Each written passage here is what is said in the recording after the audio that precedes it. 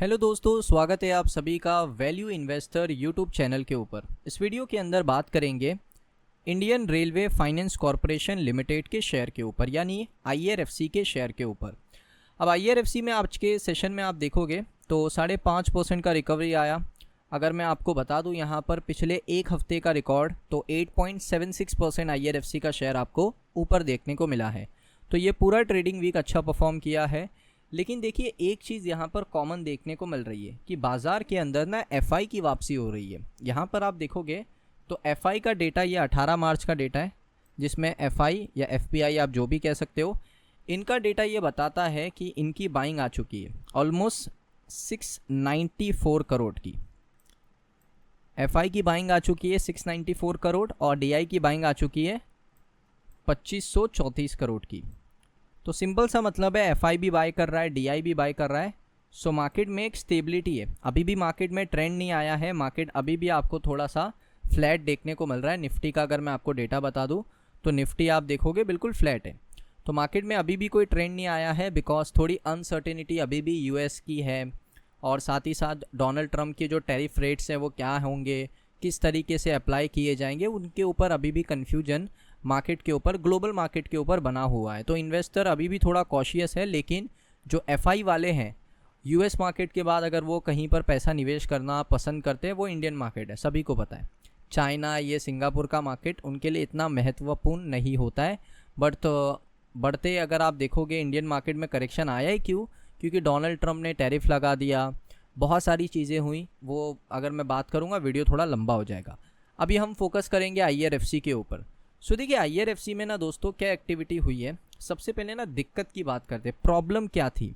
क्योंकि अगर मैं आपको यहाँ पर बताऊँ, एक साल के अंदर तो नहीं, 6 महीने के अंदर ऑलमोस्ट यहाँ पर शेयर 18% नीचे। अगर मैं थोड़ा लंबा बात करूँ, एक साल की बात करूँ, 4.96% यहाँ पर नीचे है। लेकिन हम 6 महीने की बात करेंगे, 18% नीचे।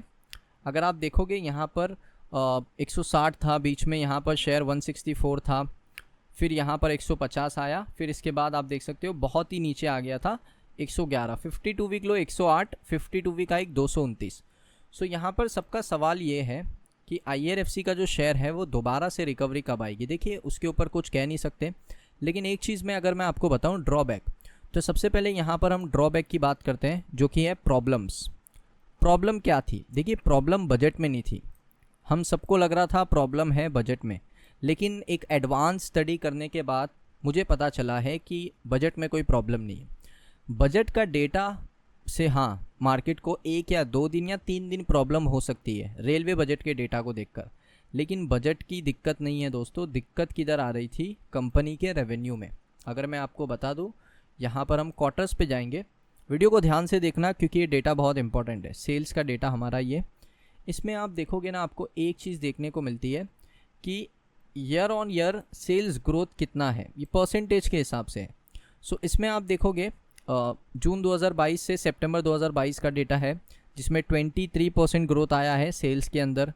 फिर दिसंबर से अगर आप देखोगे मार्च 2023 के बीच में 4.42% का ग्रोथ आया है। फिर उसके बाद 18%, 16%, ये अच्छा ग्रोथ है।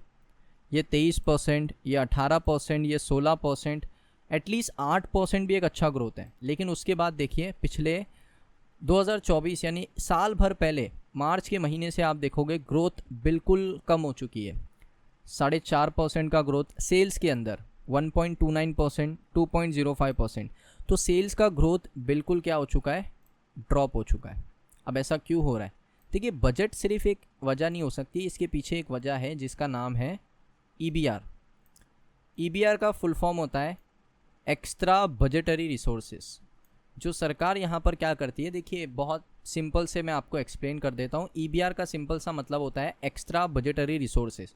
सरकार जब रेलवे बजट अनाउंस करती है ना, तो उसके साथ में एक EBR भी इशू करती है कि अगर स्पेंड ज़्यादा करना है तो आप EBR की मदद लेकर भी और ज़्यादा स्पेंड कर सकते हो। तो एक कुशन होता है जिससे EBR बजट को सपोर्ट करता है। सो EBR पिछले 2 साल से मैं देख रहा हूँ सरकार कितना प्रोवाइड कर रहा है आपको रेलवे बजट को, 10,000 करोड़ का। और 2-3 साल पहले, यानी मैं कह लूँ 2022 के समय पर ये था 1 लाख करोड़ का, 1 लाख करोड़ का था। तो इसमें ऑलमोस्ट यहाँ पर आप कह सकते हो 90% ड्रॉप हो चुका है EBR। जब EBR 90% ड्रॉप होगा ना तो बजट को सपोर्ट ही नहीं मिलेगा। बजट को सपोर्ट चाहिए होता है, कोई भी बजट होगा ना उसको एक सपोर्ट चाहिए होता है सरकार की तरफ से। EBR अगर 1 लाख करोड़ का होता ना तो यहाँ पर सरकार की स्पेंडिंग खुद बढ़ती। अभी अगर आप देखोगे बहुत सारे प्रोजेक्ट्स को सरकार ने खुद अप्रूव किया है, लेकिन उनके ऊपर काम कितना हुआ है किसको नहीं पता। अभी तक किसी को नहीं पता कितना काम चल रहा है। ऐसा भी हो सकता है कि काम शुरू हो चुका है, अभी तक मार्केट में उसकी बात नहीं चल रही है या कोई खबर नहीं आई है, लेकिन ऐसा भी हो सकता है कि काम शुरू हुआ नहीं हो। रेलवे में अभी भी बहुत सारे प्रॉब्लम्स हैं जिनको रिजॉल्व करना ज़रूरी है। सबसे पहला और सबसे बड़ा प्रॉब्लम यही है कि रेलवे को मॉडर्नाइज़ किस तरीके से सरकार करना चाहती है। क्या मॉडर्नाइज़ हम यहाँ पर जर्मनी की तरह करना चाहते हैं, बिल्कुल मॉडर्न करना चाहते हैं, या हम उसको थोड़ा सेंट्रल मॉडल करना चाहते हैं जो यहाँ पर आपको दूसरे कंट्रीज़ के अंदर देखने को मिलता है।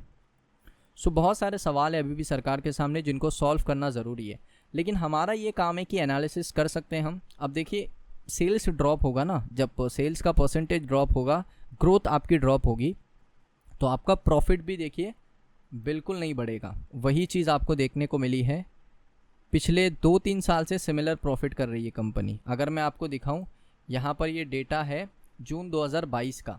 2022 में भी 1662 करोड़ का सेल, और आपका यहाँ पर 2024 में भी 1600 करोड़ के आसपास का सेल्स। अभी मैं थोड़ा आगे बढ़ूँगा, 1631 करोड़, तो ज़्यादा डिफरेंस नहीं है दोस्तों। और अगर आप दिसंबर का सेल्स ग्रोथ देखोगे, यहाँ पर आप देखोगे 0.40%। यही दिक्कत है। अगर ये आपको आने वाले क्वार्टर में यानी Q4 में इतना देखने को मिल जाए तो यहाँ पर दिक्कत सॉल्व हो सकती है। अब ये सेल्स कब बढ़ेगा? जब IRFC के पास अपॉर्चुनिटीज़ आएगी फंडिंग करने की, कंपनीज़ को फंड करने की। इसीलिए IRFC ने ना इसका रिजोल्यूशन निकाला है कि उन्होंने देखा है कि यहाँ पर सबसे पहले अगर आप रेलवे कंपनीज़ को फंड करते हो, जो कोर रेलवे कंपनीज़ है उनको अगर आप फंड करते हो तो वहाँ पर आपके मार्जिन सबसे पहले बहुत कम है, तो मार्जिन के इशू है वहाँ पर फंडिंग करने में। और अगर आप यहाँ पर कोर रेलवे कंपनीज़ को फंड करने की बजाय कोई ऐसी कंपनी को फंड करते हो जिसका 20% काम है रेलवे के साथ, 20% काम या 40% काम है पावर सेक्टर के साथ, वैसी कंपनी को अगर आप फंड करते हो तो वहाँ पर आपको मार्जिन बेटर मिलेगा और यहाँ पर आपका सेल्स के ग्रोथ होने के चांसेस आपके बढ़ जाएंगे। तो इसीलिए IRFC ने फैसला लिया कि वो यहाँ पर कोर रेलवे की बजाय ऐसी कंपनी को फंडिंग करेंगी जो रेलवेज़ के साथ भी थोड़ा काम करती है, जो रेन्यूएबल सेक्टर में भी थोड़ा काम करती है, थोड़ा पावर सेक्टर में काम करती है। वैसी कुछ कंपनीज़ को फंड करने की यहाँ पर IRFC की कोशिश जारी है, जिसमें इन्होंने NTPC के साथ आई थिंक 7000 करोड़ के आसपास का फंडिंग साइन कर लिया है। NTPC का एक रेन्यूएबल एनर्जी कंपनी है जो रेलवे के लिए भी काम करता है, तो उसको यहाँ पर उन्होंने फंडिंग देना यहाँ पर आप कह सकते हो अप्रूव कर दिया है 7000 करोड़ के आसपास का। सो ये बहुत अच्छी बात है। सो IRFC को, मैनेजमेंट को ये समझ आ चुका है कि अब जो कंपनी का सेल्स हमें बढ़ाना है वो इसी तरीके से बढ़ेगा कि कोर की जगह, क्योंकि कोर में स्पेंडिंग भी कम हो गया ना। अब सरकार अगर बजट बढ़ाएगी, EBR बढ़ाएगी, तब जाके सरकार स्पेंडिंग कर पाएगी, तब स्टेट गवर्नमेंट स्पेंडिंग कर पाएगी। स्पेंडिंग अगर लेस हो जाएगा, कम हो जाएगा, तो IRFC को फंडिंग का अपॉर्चुनिटी मिलेगा? नहीं मिलेगा।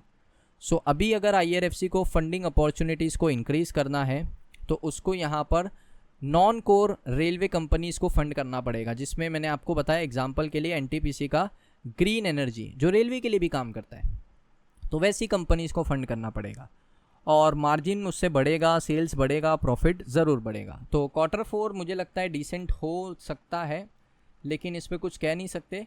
मेरे हिसाब से फ्लैट होगा Q4, क्योंकि वो जो नए फंडिंग्स के इश्यूज़ हैं वो अभी तक रिजॉल्व नहीं हुए हैं। सो Q4 से इतनी एक्सपेक्टेशन हमें नहीं रखनी चाहिए, बिल्कुल लेस एक्सपेक्टेशन में रखूँगा Q4 से। मेरी एक्सपेक्टेशन होगी जब नया साल शुरू होगा उसमें बहुत सारे नए क्वार्टर्स आएंगे। आई थिंक 2026 वहाँ पर चीज़ें थोड़ी बेटर होती हुई देखने को मिल सकती है। सो दोस्तों, ये वीडियो आपको कैसा लगा IRFC के ऊपर? अगर वीडियो अच्छा लगा वीडियो को लाइक करें। कंक्लूजन यही रहेगा इस वीडियो का कि अभी वेट एंड वॉच ही करना चाहिए, क्योंकि अभी यहाँ पर ये जो तेज़ी देखकर इन्वेस्ट करने के पीछे मत भागना, वेट एंड वॉच करना, वही आपके लिए बेटर होगा। सो मिलता हूँ मैं आप सभी लोगों को नेक्स्ट वीडियो के अंदर।